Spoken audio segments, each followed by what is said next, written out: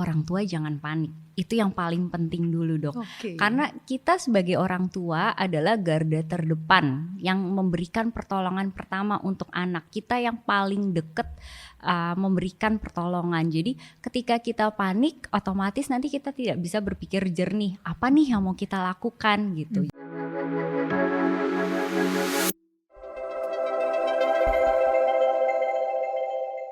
Halo sahabat Betsaida, welcome to Betsaida Hospital YouTube channel.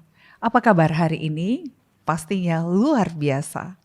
Saya dengan Dr. Fania akan memandu dalam podcast kali ini.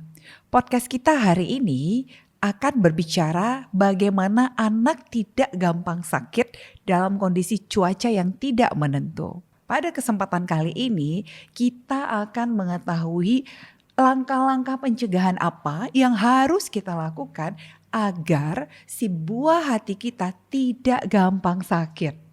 Oke, langsung saja hari ini kita kedatangan tamu yang sangat istimewa, yaitu Dr. Permatami Herwansyah, SPA, yang akan berbagi kepada kita semua. Halo Dokter Tami. Halo dokter. Apa kabar dok? Baik sekali dokter, apa kabar? Luar biasa dokter, senang sekali dokter bisa hadir untuk sahabat Betsaida. Ya dok, kita akan berbicara dokter, bagaimana tipsnya agar anak tidak gampang sakit dok. Siap. Baik dokter, oke dok, menurut dokter mengapa sih dok anak-anak itu jadi lebih gampang sakit pada saat musim pancaroba atau cuaca yang tidak menentu dokter?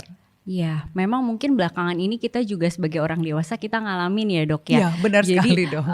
Pada siang harinya misalkan panasnya luar biasa, kemudian tiba-tiba sore harinya hujan lebat.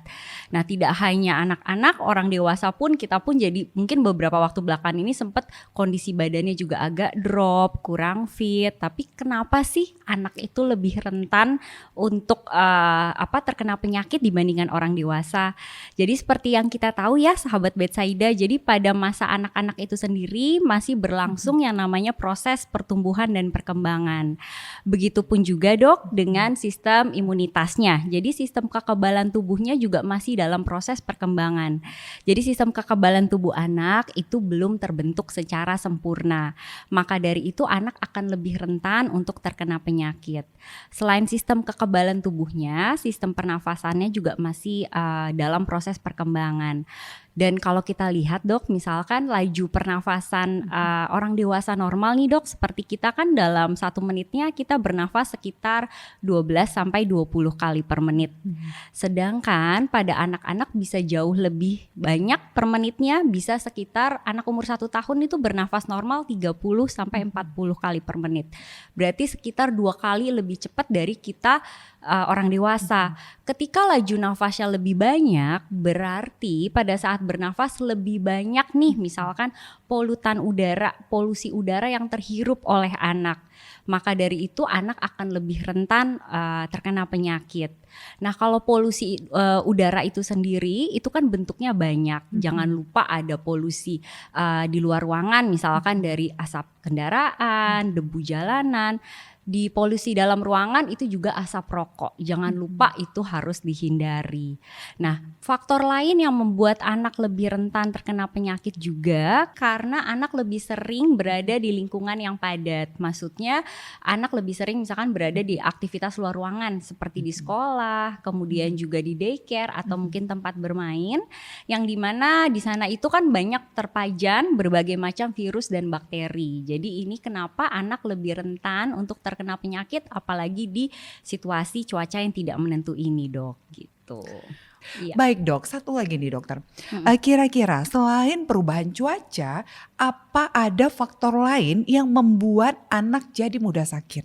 Ya, jadi selain faktor cuaca, ada banyak faktor lain yang membuat anak jadi lebih beresiko terkena penyakit.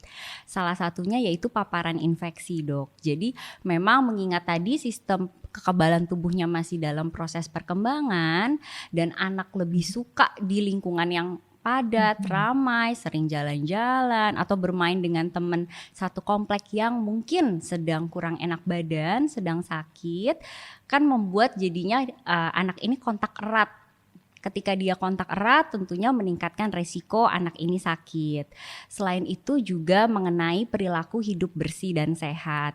Pada umumnya anak-anak kan belum terbiasa dan belum menyadari pentingnya untuk menjaga kebersihan tubuh. Seperti contohnya belajar untuk rutin cuci tangan setelah sehabis menyentuh benda apapun. Nah, seperti yang kita tahu di tangan ini kan banyak sekali terkontaminasi kuman ataupun bakteri, apalagi anak nih sering banget memegang apapun, setelah itu langsung makan dan membuat resiko anak lebih rentan sakit.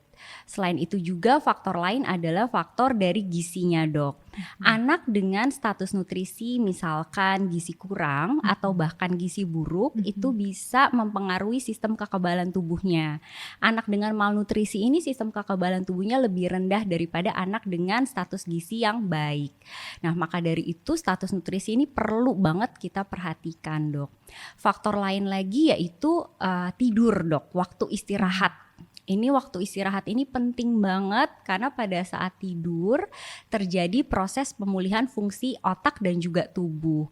Nah, pada anak-anak lagi, periode anak tuh bukan hanya kita kan setelah tidur tuh rasanya badannya pasti lebih segar.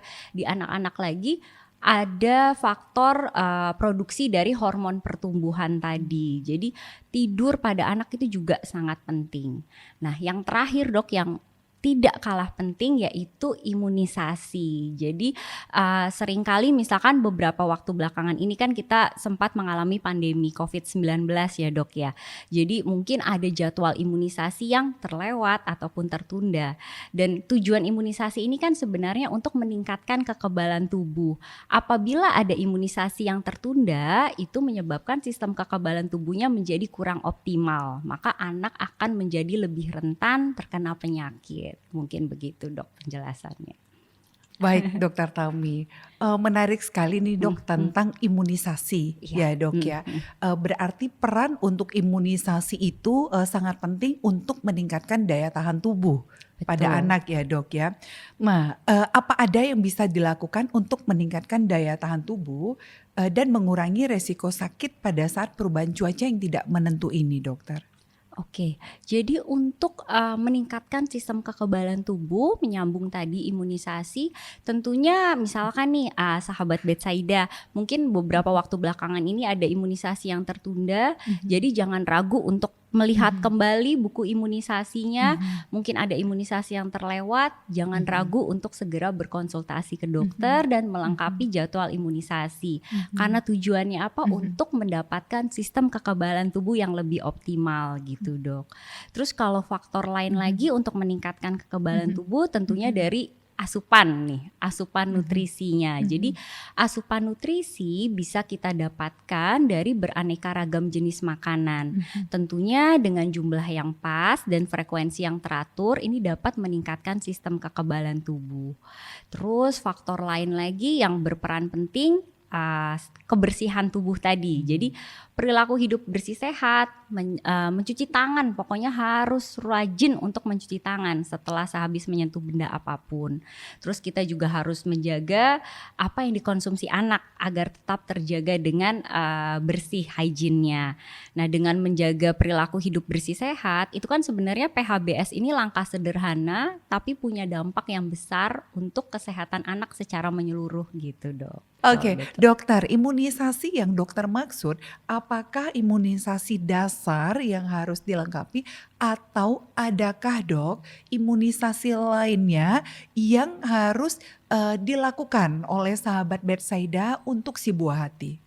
Baik, sahabat Betsaida tidak perlu khawatir. Jadi imunisasi itu sendiri memang ada terbagi, Dok. Jadi ada imunisasi dasar dan juga imunisasi lanjutan. Sahabat Betsaida bisa melihat jadwal imunisasi sesuai dengan rekomendasi Ikatan Dokter Anak Indonesia yang terbaru yaitu tahun 2023. Nah, di sana, Dok, ada jadwal kita akan lihat misalkan contohnya kita bahas vaksin influenza. Vaksin influenza bisa diberikan mulai dari usia 6 bulan. Kemudian dapat diulang setiap tahunnya. Nah, tujuan imunisasi pengulangan ini adalah untuk meningkatkan sistem kekebalan tubuh anak. Jadi sebaiknya apabila memang sahabat Betsaida sudah melengkapi imunisasi dasar, jangan lupa juga nanti dicek imunisasi boosternya sudah dilengkapi belum. Karena kalau memang belum, nanti sistem kekebalan tubuhnya jadi belum optimal gitu, Dok. Apakah itu artinya dengan anak diberikan vaksin influenza, dia itu tidak akan kena flu lagi atau tidak gampang kena flu atau bagaimana dok? Dampaknya apa dokter? Oke, baik. Untuk imunisasi influenza itu sendiri, jadi kita lihat keluhan batuk pilek itu penyebabnya bisa banyak sekali. Jadi batuk pilek bisa juga disebabkan oleh infeksi. Nah, infeksi ini dibagi-bagi lagi nih dok. Infeksinya bisa karena infeksi bakteri ataupun virus. Nah, ketika kita bilang infeksi karena virus, batuk pileknya virus nanti banyak sekali, ratusan bahkan ribuan virus yang ada di sekitar kita. Jadi contohnya misalkan vaksin influenza ini tujuannya untuk mencegah batuk pilek yang disebabkan karena dari virus influenza gitu. Namun memang penyebab batuk pilek bisa banyak, bisa yang lain juga dok. Tapi ketika misalkan anak terkena batuk pilek itu akan mengurangi durasi dari lama penyakitnya. Jadi karena sistem kekebalan tubuh yang terbentuk lebih baik, tentunya tubuh lebih bisa untuk mengeliminasi kumannya lebih cepat gitu dok. Baik dokter, berarti betapa vaksin influenza ini juga sangat ada manfaatnya ya dok. Betul. Untuk menjaga agar si buah hati salah satunya tidak gampang sakit. Iya. Oke, baik dokter. Oh ya dok, kira-kira apa pertolongan pertama yang bisa dilakukan sahabat Betsaida saat anak tiba-tiba sakit? Jadi yang paling pertama banget nih dok yang perlu kita lakukan adalah orang tua jangan panik. Itu yang paling penting dulu dok. Oke. Karena kita sebagai orang tua adalah garda terdepan yang memberikan pertolongan pertama untuk anak. Kita yang paling deket memberikan pertolongan. Jadi ketika kita panik otomatis nanti kita tidak bisa berpikir jernih. Apa nih yang mau kita lakukan gitu. Jadi sahabat Betsaida itu hal pertama yang penting banget dilakukan. Jangan panik supaya kita tahu kita habis ini kita mau ngapain ya gitu. Pertolongan pertama adalah tentu kita tetap harus pastikan asupan nutrisi anak. Jadi apabila anak usianya di bawah 6 bulan tetap berikan ASI eksklusif. Pada anak usia di atas 6 bulan kombinasi juga dengan empasi atau makanan pendamping ASI yang bergizi seimbang. Kita tidak hanya fokus di makanan tapi kita juga harus pastikan keseimbangan cairannya. Jadi penuhi kebutuhan cairannya. Banyak minum air putih juga. Apabila anak dengan keluhan demam tentunya banyak minum air putih itu dapat menurunkan suhu tubuh. Selain itu juga kita perhatikan waktu istirahatnya tadi. Nah, ketika waktu istirahat tercukupi maka dapat meningkatkan sistem kekebalan tubuh dan membantu tubuh untuk pulih lebih cepat. Nah, yang lain lagi yang bisa kita lakukan adalah apabila memang anak misalkan keluhan paling sering demam ya dok ya, kita bisa bantu dengan memberikan kompres air hangat. Nah, karena kompres air hangat ini lebih membantu untuk menurunkan suhu tubuh, jadi bukan kompres air dingin. Apabila memang diperlukan, kita bisa memberikan obat penurun demam, golongan paracetamol atau ibuprofen sesuai dengan dosis. Nah, tapi selain itu yang paling penting adalah kita harus lihat keadaan umum anak nih dok. Jadi biasanya nih anak kalau sehat kayak apa ya. Nah, tapi ketika sakit berubah 180 derajat. Kita harus perhatikan apakah nih anak terlihat jauh lebih lemas, kemudian juga apakah memang demamnya memang cenderung tinggi terus-menerus walaupun kita sudah memberikan obat penurun demam sesuai dosis, atau memang misalkan anak dengan keluhan batuk pilek disertai nafasnya cepat atau sesak, kita jangan ragu untuk segera konsultasi ke dokter untuk mendapatkan penanganan medis yang cepat dan tepat, dok. Gitu. Wah, terima kasih Dokter Tami. Sangat menenangkan penjelasannya, Dok. Jadi para sahabat Betsaida, untuk kesehatan si buah hati ternyata memiliki peran serta dari orang tua ya dok. Betul. Iya benar Baik banget dok. dokter. Oke, sahabat Betsaida, demikian diskusi kita hari ini bersama Dokter Permatami. Diskusi yang singkat, padat, jelas dan sangat bermanfaat untuk kita semua, khususnya para orang tua, terlebih lagi ibu-ibu ya, ibu-ibu. Dan bagi sahabat Betsaida yang masih ingin bertanya, silahkan untuk langsung tulis di kolom komentar atau konsultasikan langsung kepada Dokter Permatami Herwansyah SPA di Betsaida Hospital. Ikuti terus informasi seputar kesehatan lainnya. Jangan lupa untuk like, subscribe channel Betsaida Hospital. Saya Dr. Fania, undur diri. Terima kasih. Sampai jumpa.